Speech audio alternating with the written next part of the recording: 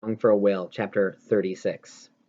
I woke up early and couldn't get back to sleep, so I went to the internet cafe to check on Blue 55's progress. My phone couldn't connect to the Wi Fi from our cabin. It was so early that gelato wasn't even out. I'd have to work without it. The sanctuary's website didn't have any updates, so I switched over to the map that showed where Blue 55 was. He was making progress. Too much progress. A TV screen above me showed the cruise ship's route, with the stops we'd be making along the way.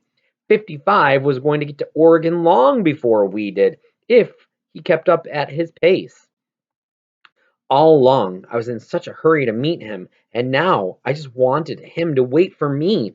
Please slow down. I touched the blinking blue dot on the screen as if I could hold him in just one place. I imagined myself chasing him across the ocean forever, never getting close enough to even catch sight of his breath. I tried so hard to do everything right, to do what was best for Blue 55. He needed to hear that song. I was sure of that. It looked more and more like I'd have to go back home without having played it for him or seeing him at all. The more I tried to reach him, the farther he swam away. Before leaving, I checked my email, even though I cringed while opening it. If anyone at home was in a panic about us, I wanted to send a reply that would calm them down. The first was Tristan. Iris, I still can't believe y'all did this. I know you've told Mom you're okay, but tell me for real, is everything all right? I don't know what I can do from here if it isn't, but tell me where you are and we'll help you if you need it. Right back to Dad, too. Mom says he hasn't been sleeping since you left. Love you enough that you're love you even though you're totally ridiculous. Tristan. I couldn't believe Dad was so worried that he wasn't sleeping. I opened his last email to me. Iris. You know that record I showed you with the whale songs? I don't know if I told you that a copy of it is in space. The Voyager space capsule. It's true. It's carrying a lot of things from Earth, including the whale song record. If there's alien life out there somewhere, the items in the capsule will be able to let them know what life is like on Earth. Maybe one day, someday, we'll figure out what the songs mean. I know I told you I wanted to find those whales when I heard them, but even if I had, even if they were right in front of me, I wouldn't have known what to say. Please let me know how you're doing. Better yet, tell me where you are. I'm worried sick. You can't imagine how much I miss you. Love, Dad. At the breakfast buffet, I found a small table near a window. I never thought I'd miss the school cafeteria, but I wondered how everyone at school was doing and what they'd been talking about at lunch while I was gone. Most of the time, I felt invisible, but they had to have noticed I was gone, right? Maybe Nina found someone new to bother by now. I laughed and took a bite of my cheese omelet. And what about Mr. Charles? A pang of guilt hit my stomach when I realized I hadn't even thought of him much. He told me before that whenever I was absent, he went to work at one of the schools with more deaf kids, helping out in the classroom or filling in for interpreters who were absent. People around me in the buffet area stopped eating and looked up like they were all listening to something. Some of them shoveled in the last bite of food as they stood up and ran out. I finished my mango juice and followed the stampede out to the deck. On my notepad, I wrote, "What's going on?" and showed it to an old woman next to me. After reading the question, she cupped her hands around her mouth and yelled, "Whales!" at my face. There wasn't a whale sighting announcement on the schedule for the day, but obviously whales didn't always follow a schedule.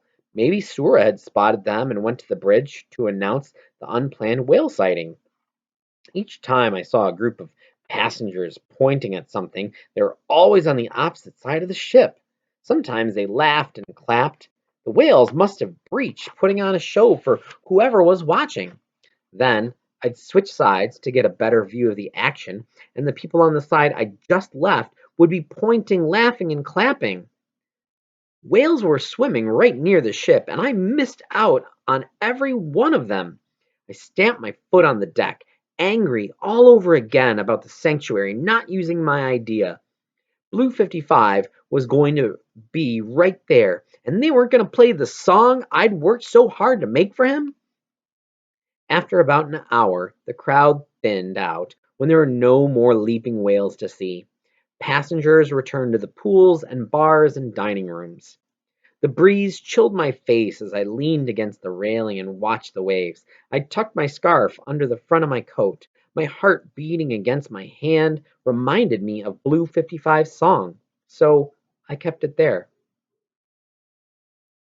Yes, things had turned out terribly, but I was on a ship sailing over the ocean. Not a bad place to remarkably fail. I'd made it that far, and I'd tried really hard to help out one whale. I stared out at the water. It was so calm. It had to be as quiet for everyone else as it was for me. Then a plume of teardrop shaped spray erupted, and then another spray, smaller than the first. The shadows of two whale backs brushed the surface. Humpbacks, if I remembered right from what Sura and Benny had taught me. One large and one small, a mother and a calf. I looked around at the other passengers. No one else seemed to have noticed. It was almost like it didn't happen. Maybe I'd imagined the whole thing. When I looked back, the Y shape of two whale flukes lifted up from the surface, then sank down. Thank you, I signed to them. Then I laughed. Those whales showed up right when I needed to see them. I wasn't mad anymore about missing the breaching humpbacks with the rest of the crowd. The mother and calf sighting was mine alone. Gelato time? Benny asked when I caught up with her later. It did sound good, since I hadn't eaten for about 2 hours. The ship was on its way to the next stop, Icy Harbor. We planned to stay aboard, since Benny said there wasn't much to see there. What flavor? I asked when we got to the cafe. Church? She signed. I held back a giggle and wrote, "Not for me, tastes like bricks." Benny's forehead crinkled with confusion. Then she pointed to the chocolate label behind the glass. I showed her how to draw circles with the C on the back of her hand instead of tapping it for church. She laughed at her mistake when she caught on. I wish Mr. Charles had been there to see it. After we stopped giggling, we picked up a chocolate and pistachio, and spooned some of it into each other's bowls until we had a perfect chocolate pistachio blend.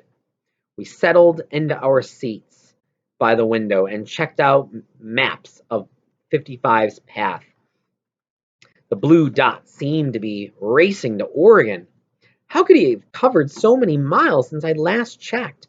Benny looked worried too and checked the ship's route on the TV screen like I had. Maybe he'll slow down. Yeah, hopefully, I answered. Nothing I can do from here. I sighed and brought up my email to see what was new from home. After asking me to reply back with more than "we're fine," Mom wrote, "I went to school to collect your work for you to catch up on when you're back. I don't like you missing so much. I had to think of something to tell the office that didn't sound completely ridiculous, like you and your grandmother took off on a trip to who knows where. I told them there'd been a family emergency and you'd be back next week. That's all I knew from what you and Grandma have told me. Oh, and when I was at the office, I saw that girl Nina. Isn't that who you got in trouble for shoving? She seemed really nice. She says she hopes you're okay and that you inspired her to learn sign language." Usually, when people use a phrase like "fell over laughing," they mean it as a figure of speech. "I laughed really hard" is what they mean. But I actually fell over laughing at that. I sat on the floor next to the computer table and wiped tears from my eyes. Whenever I tried to explain to Benny what was so funny, I'd start laughing all over again. Finally, I stood up and turned the computer screen to Benny so she could read the email. Then I pointed to the last line. She's terrible, I signed on the computer's notepad. I added, she's always signing and signing, but I have never have any idea of what it means. It's like she gets worse every day instead of better. Maybe that library book she checked out is for some other country's sign language because it's nothing I know. Then he shrugged, then typed, it's nice that she wants to learn anyway. Not that nice if she won't even listen when I tell her I don't understand her. Anyway, not much point if it's that bad. After reading my message, Benny wrote, probably no worse than you speaking whale, right?